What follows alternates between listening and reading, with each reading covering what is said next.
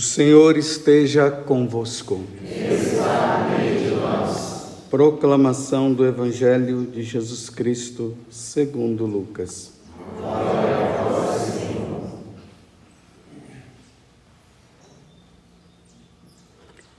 Aconteceu que Jesus estava numa cidade e havia aí um homem leproso.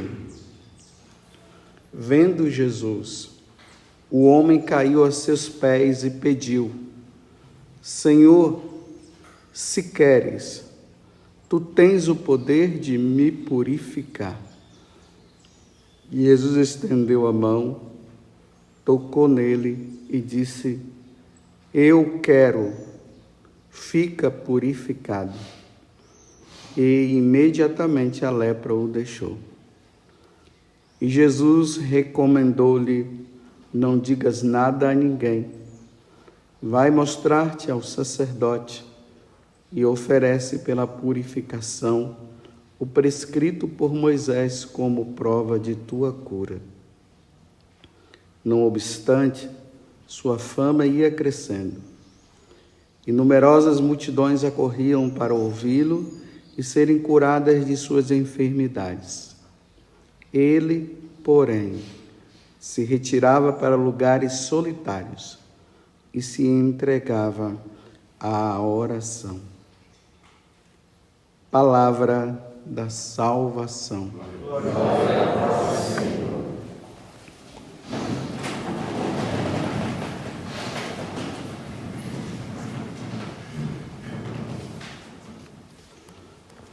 Mais uma vez nos deparamos com uma passagem do Evangelho que ela não pode também ser descontextualizada do momento em que nós estamos vivendo. Nós estamos no tempo da Epifania, hoje é sexta-feira, no próximo domingo, esse tempo de Natal se encerrará com o batismo do Senhor. Então nós precisamos olhar com esse olhar. Todos os povos virão adorar-vos. Todos. Adorar quem? Aquele menino. E que agora ele já está crescido. Ele já está se aproximando também o tempo dele salvar toda a humanidade, todos nós, com o seu sacrifício. Ele será oferecido para nos salvar, porque Adão e Eva pisaram na bola. E por isso a porta do céu se fechou para nós, a porta do paraíso, melhor dizendo. A porta do paraíso terrestre foi fechada, eles foram expulsos de lá para não voltar.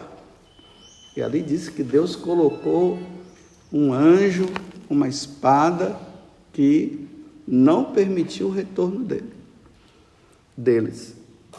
Mas Deus, na sua infinita misericórdia, encontrou um outro meio agora. Era preciso que nós pudéssemos habitar não mais no paraíso terrestre, mas no celeste, aonde Deus habita, no céu. Então Deus envia a pessoa, a segunda pessoa da Santíssima Trindade, vem nos redimir, vem nos salvar.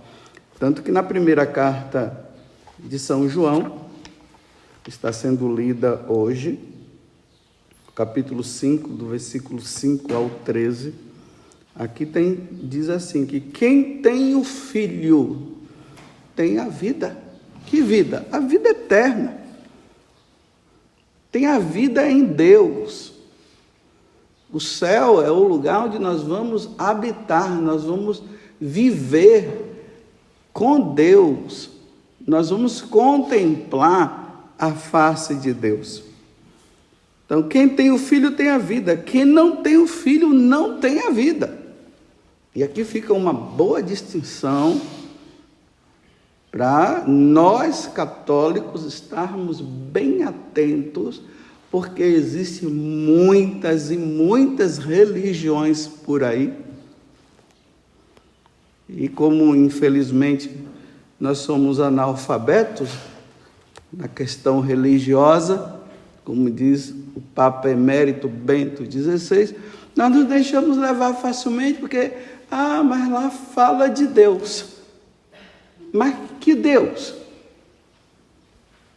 Então, esse Deus tem que estar fixado na pessoa de Jesus Cristo.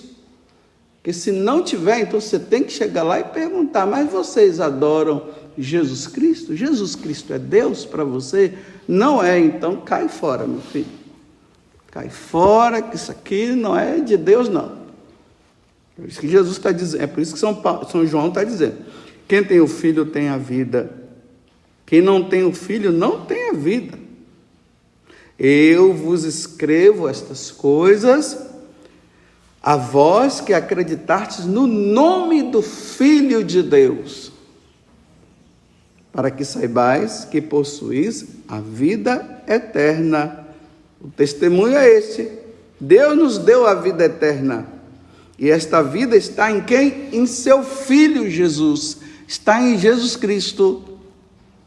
Então, quando você ouve pessoas dizendo que elas adoram a Deus, e elas ainda não têm o conhecimento de que Jesus é o Filho de Deus, eles ainda estão numa fase ainda de principiantes, eles ainda não entenderam a revelação como ela deve ser entendida. Mas nós católicos, nós já temos toda a revelação, não há necessidade de nós agora regredirmos, né? Uma vez que nós já adoramos a Santíssima Trindade, o Pai, o Filho e o Espírito Santo, e que essa adoração ela se dá por meio de Jesus Cristo, não tem cabimento agora nós regredirmos, e tem muito católico que está regredindo, está abandonando.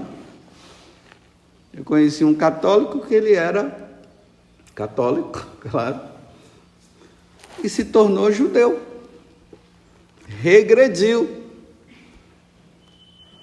Tem outros que eu conheço que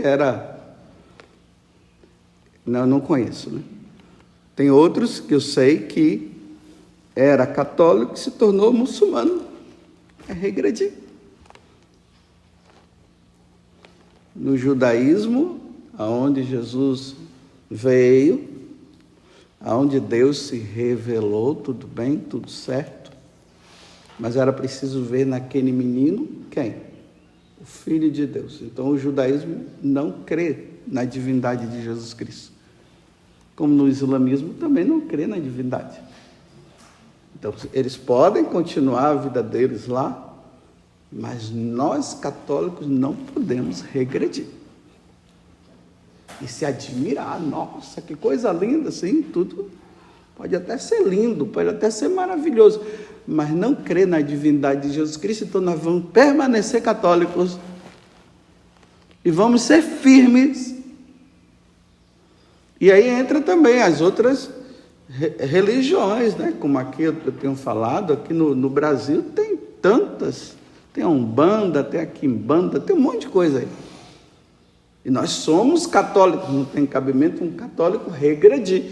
Ele já foi batizado na Igreja Católica, ele já reconhece Jesus, ele conhece a Santíssima Trindade, o Pai, o Filho e o Espírito Santo, e agora ele diz assim, não, agora eu não sou mais católico, isso é regredir. Pelo contrário, são os outros que têm que vir. Ide por todo mundo e pregai o Evangelho a toda criatura. Então eles precisam adorar, eles precisam reconhecer na pessoa de Jesus para se chegar ao Pai. Só se chega ao Pai por meio de Jesus. Não se chega de outra forma. Eu sou o caminho, a verdade e a vida. Ninguém vai ao Pai senão por mim. Como nós acreditamos em Jesus Cristo como nosso Deus e Senhor, então se Ele falou, está falado. Então se Ele está dizendo que a forma de nós chegarmos ao Pai é por meio dele, então ok, estou aqui, eu creio e é isso mesmo, porque eu creio em Jesus. Ele é Deus, Ele é a segunda pessoa da Santíssima Trindade, Ele provou que Ele é Deus. andou sobre as águas, transformou a água em vinho, curou muitas pessoas, como curou o leproso, curou o cego de nascença, mandou o vento parar, as ondas também, e a grande e a maior prova dele foi quando ele morreu e no terceiro dia ressuscitou. Ele disse para os apóstolos: venham, pode tocar em mim, ó, toque. Não é um fantasma, não. Primeiro que fantasma não existe. Venham, toquem. Aí tocaram, né? Aí Tomé não estava no momento, dizia: eu só creio se eu ver, está certo. Ele não estava errado não, viu? Dentro do contexto de Tomé, ele precisava também ver, porque senão, se ele era um apóstolo, como é que ele ia poder proclamar a boa nova, se ele apenas ficasse dizendo: os meus irmãos viram, mas eu não vi. Era preciso que os apóstolos vissem primeiro. A exceção foi Paulo, que assim mesmo ele viu o ressuscitado, mas ele não viu Jesus na carne humana, ele não viu Jesus morrer, mas mesmo assim ele se tornou apóstolo, ele foi a exceção. Então Tomé: não, eu quero ver também. Aí Jesus aparece e diz assim: Tomé, tudo bem, olha aqui, toque em mim agora, você viu? Mas aí Jesus diz: mas felizes, Tomé, serão aqueles que crerão sem ter me visto. Então agora nós é que cremos, né, nele, que ele voltou para o céu, sem termos visto, e nós acreditamos porque os apóstolos falaram e porque os apóstolos morreram por essa verdade. Porque ninguém morre por uma mentira, se morre pela verdade. Entenderam aqui? Então tá bom. Então nós cremos. Aquele homem que os pastores adoraram, aquela criança que os pastores adoraram, aquela criança que os reis magos adoraram, o cego adorou. E hoje, de maneira especial, por isso que eu estou falando, que nós não podemos tirar um pouco do contexto, esse homem que estava leproso. A lepra lembra o pecado. A lepra também pode lembrar as pessoas que estão longe de Deus, que não querem saber de Deus. Então, esse homem, que aqui não está dizendo quem é, que pode ser cada um de nós também, ou cada um daqueles que já não adoram. E a primeira coisa que ele faz, caiu aos pés. Ele adorou Jesus. É assim, ele olhou aquele homem, ele via a humanidade de Jesus, mas ele transcendeu e já viu a sua divindade também. Porque diante de tantos fatos ocorridos, de tantos milagres que Jesus tinha feito, tantas coisas que ele tinha feito, então esse leproso disse assim: esse daqui é Deus. Ele está num processo de reconhecimento daquela pessoa. Então ele faz um gesto. Esse gesto é de adoração. Ele se prostra e aí ele vai dizer: olha, já que tu fizestes tantas coisas e só Deus para fazer isso, então, se queres, pode me purificar. Aí Jesus disse: então tá bom, se você quer, ok, fique purificado. Mais uma vez provando a sua divindade. Imediatamente o cara ficou bom, ficou ótimo, ficou limpo, totalmente limpo, diante dessa adoração. Isso quem fala também é São Gregório de Nissa. Ele, em uma das homilias, ele fala que quando aquele homem se prostrou diante de Deus, ele viu uma luz que ninguém enxergava. Então, por fora, todo mundo via apenas o homem. Ele viu uma luz. Nós estamos nesses dias, né? Falando sobre a luz que brilhou nas trevas. Jesus é essa luz. Jesus é o sol nascente que veio nos visitar. Quem diz isso é Zacarias. Depois que a língua dele solta ali no nascimento de João Batista, no dia da circuncisão também. Essa luz, ele viu uma luz. Todos os povos, hoje, melhor dizendo, nesses dias, para quem reza a liturgia das horas, ali no invitatório, o invitatório é uma oração que nós todo dia fazemos, que é um convite, a igreja convidando nós a adorarmos o Senhor. E na antífona diz assim: a Jesus que se revela, vinde todos, adoremos. Aquela criança que está ali. Ele que se revelou ontem, quando ele abriu ali, né? Desenrolou, né? Melhor dizendo, o rolo do profeta Isaías. E ele disse: hoje se cumpriu esse oráculo que vós acabais de ouvir. Sou eu, o Espírito está sobre mim, porque ele me enviou para levar a boa nova às nações e tudo mais. A Jesus que se revela, vinde todos adoremos. Quando nós enxergamos Jesus, a única coisa que nós podemos fazer é adorar, é se prostrar diante dele. Aí na antífona também, agora das laudes, lá diz assim: todos aqueles que vos tinham desprezado, todos aqueles que vos tinham desprezado, virão prostrar-se a vossos pés para adorar-vos.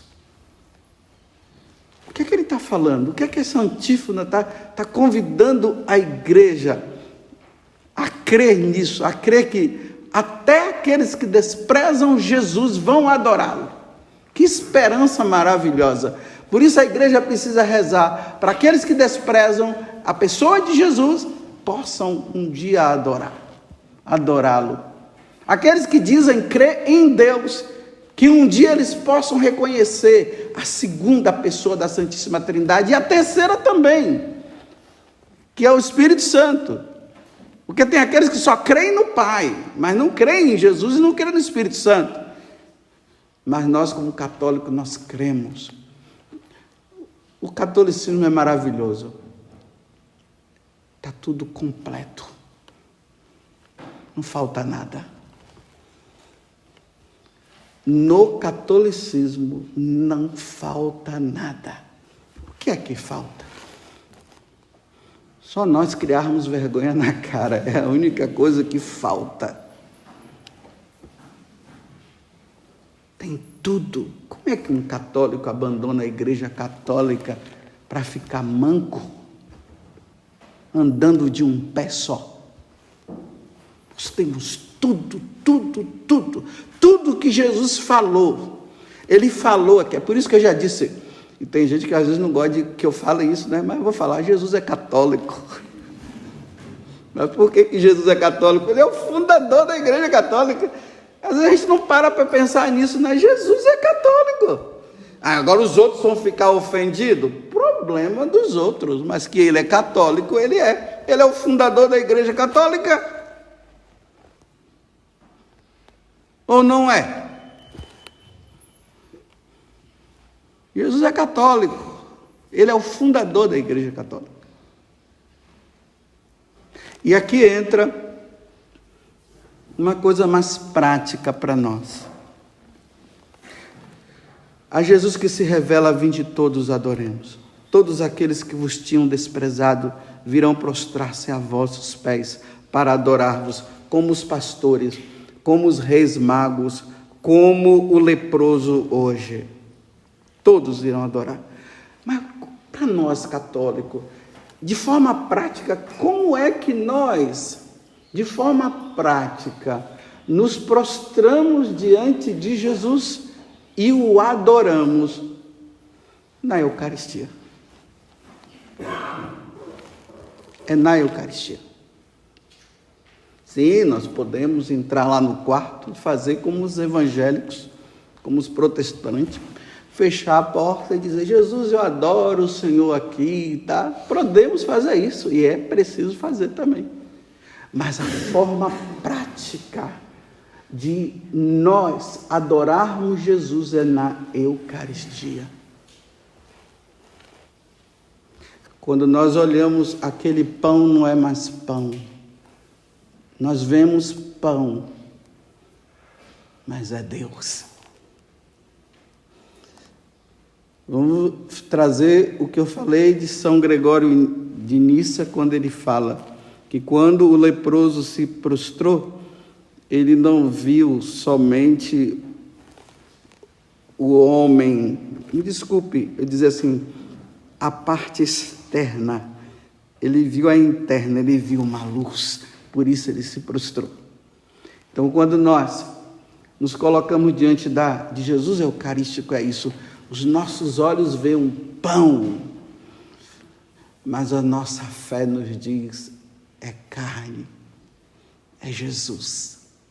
E o Verbo divino se fez carne e habitou no meio de nós. Aqui está a diferença. Quando nós vemos o vinho, daqui a pouco vocês vão comungar aqui nas duas espécies, que eu vou dar nas duas espécies. Então vocês vão receber. Vocês vão ver ali, vocês vão olhar e vão ver pão e vinho, mas não é pão e vinho, é Jesus Cristo que se torna alimento para nós.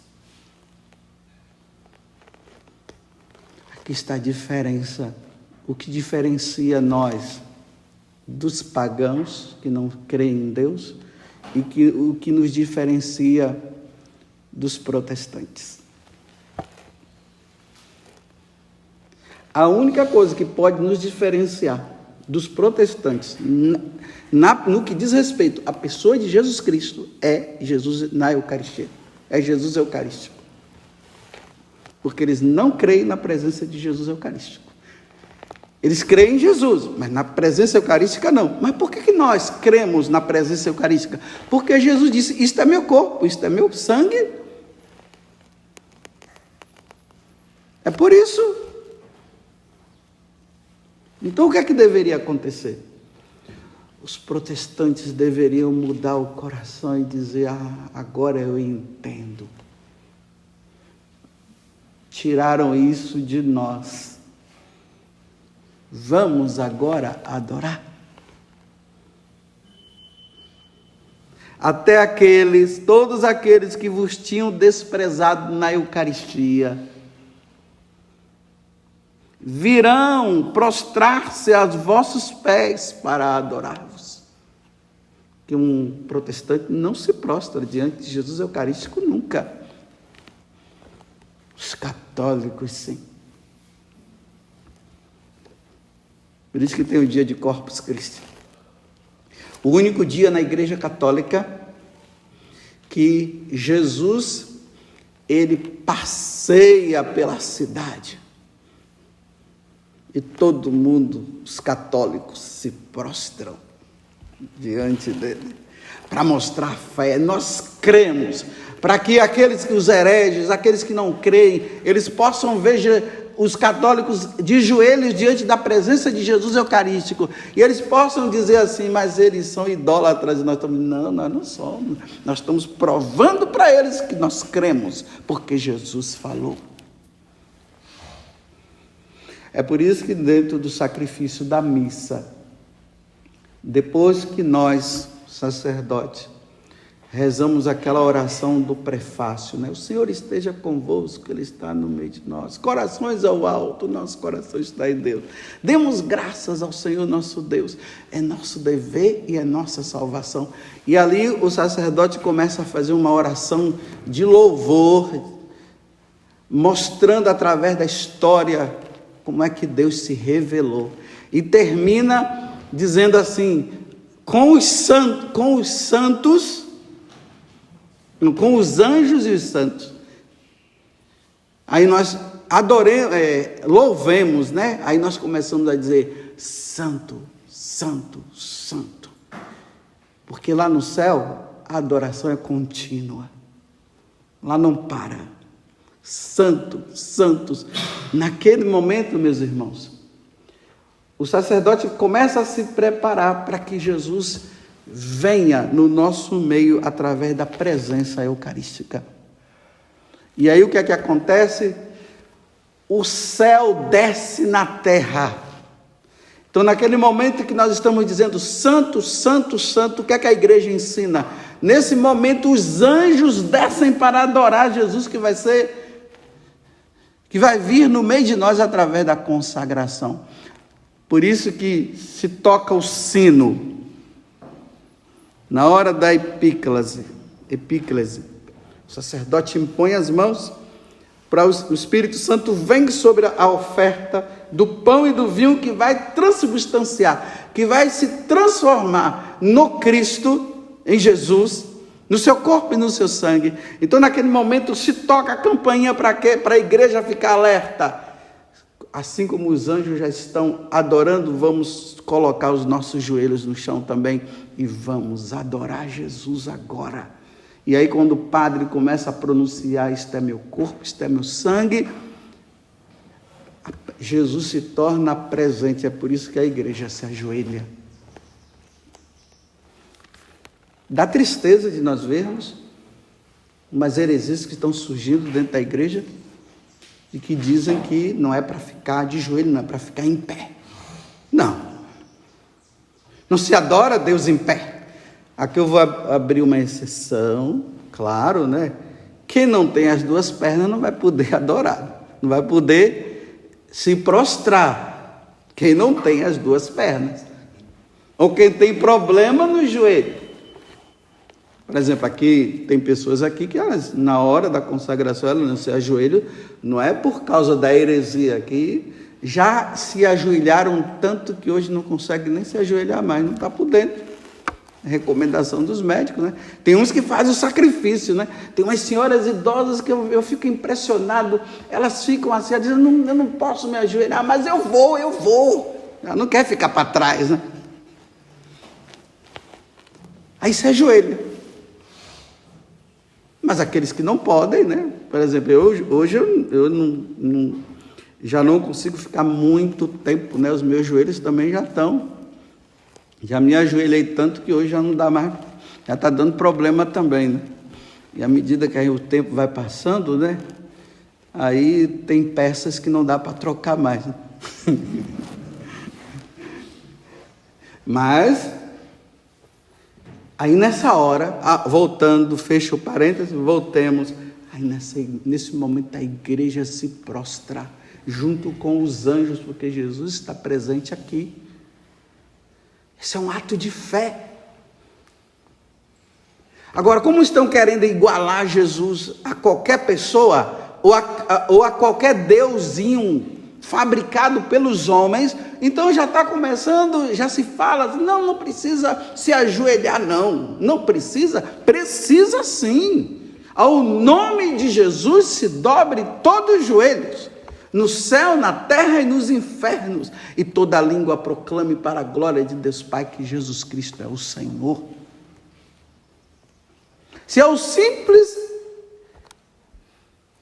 pronunciado nome, Jesus Cristo é o seu, todo joelho deve se dobrar. Meus irmãos, quanto mais quando ele se torna presente na Eucaristia, hein? Como não fazer isso? Aí vocês veem que depois o sacerdote também ele faz um momento ali. Quando ele coloca Jesus na patena, ele se ajoelha. Depois que consagra o vinho, ele coloca o vinho ele ergue, porque a igreja já está em adoração junto com os anjos que estão aqui.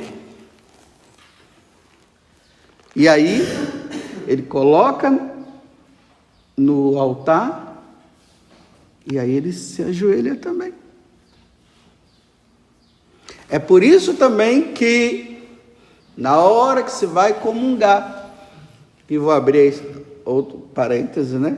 A igreja permite que você possa comungar de joelhos ou de pé. A igreja permite, né? Então, vai do reconhecimento de cada um, mas também não vamos agora, porque o outro se ajoelha é melhor do que não se ajoelhou. Vamos parar com o farisaísmo aqui, viu? Que a questão está no reconhecimento, está interiormente, está no interior. Então, fecha o parêntese, voltemos. Então, naquele momento, por que o católico, na hora que ele vai comungar, ele se ajoelha? Porque ele reconhece que está diante de Deus. Senhor, não sou digno de que entreis em minha casa, no meu coração. Eu não sou digno. É o mínimo que nós poderíamos fazer. Era nesse momento reconhecer que o sacerdote está dando quem? Ele não está dando pão, nem hambúrguer, me desculpe. Ou sabe lá o quê? Ele está dando Jesus Cristo. Então qual o problema de a pessoa se ajoelhar? Olha, não fiquem com problema comigo. Eu não vou me ajoelhar porque o padre algum vai brigar. Eu não vou brigar, não.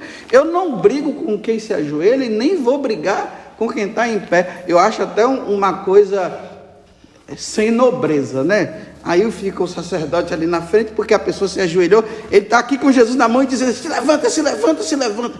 Se você não se levantar, meu filho, você está com Jesus na mão. É hora de você fazer isso. Faz o seguinte, depois da missa, chama aquela pessoa e vai conversar com ela. Mas não faz esse escândalo diante de todo mundo, porque, pelo amor de Deus, isso é falta de reconhecimento. Imagina, eu estou aqui com Jesus nas minhas mãos e estou brigando com o outro. Não, fica em pé, fica em pé, fica em pé. Aí tem os outros exagerados, que é o contrário, né? Fica de joelho, fica de joelho, fica de joelho. Então, você tem o que diz para ficar em pé e o que diz para ficar de joelho. Não catequiza, na hora da homilia, explica, ensina. Mas não fique fazendo do momento tão nobre, aonde as pessoas estão indo em procissão para receber de Jesus, não faz um ringue, não, de boxe. Tira até a fé dos outros. Então, repito, quem quiser se ajoelhar, se ajoelhe. Quem não quiser, não se ajoelhe. E aqui eu não estou dizendo que quem vem em pé, quem recebe em pé, é melhor do que o que se ajoelha, e nem o que se ajoelha é melhor do que está em pé. Vai do coração de cada um. E quem sou eu para julgar? Aí sim eu posso dizer, quem sou eu para julgar? Porque às vezes tem pessoas que não conseguem, como eu já falei antes.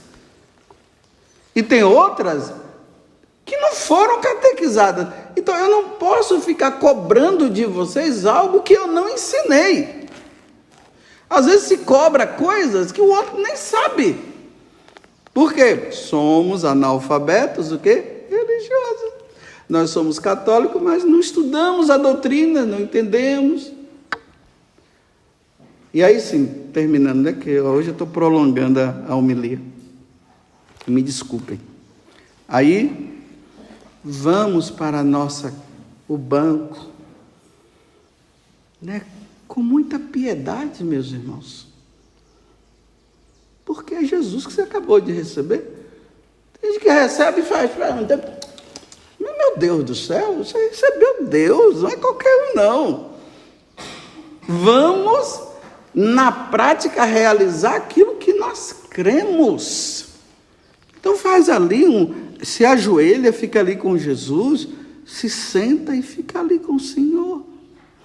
Faz aquele silêncio, aquele ato de piedade. Meu Deus, aquele que estava no céu e que se encarnou no meio de nós, por meio da Virgem Maria, Deus que se fez carne, que os pastores adoraram, que os reis magos adoraram, que José e Maria adoraram.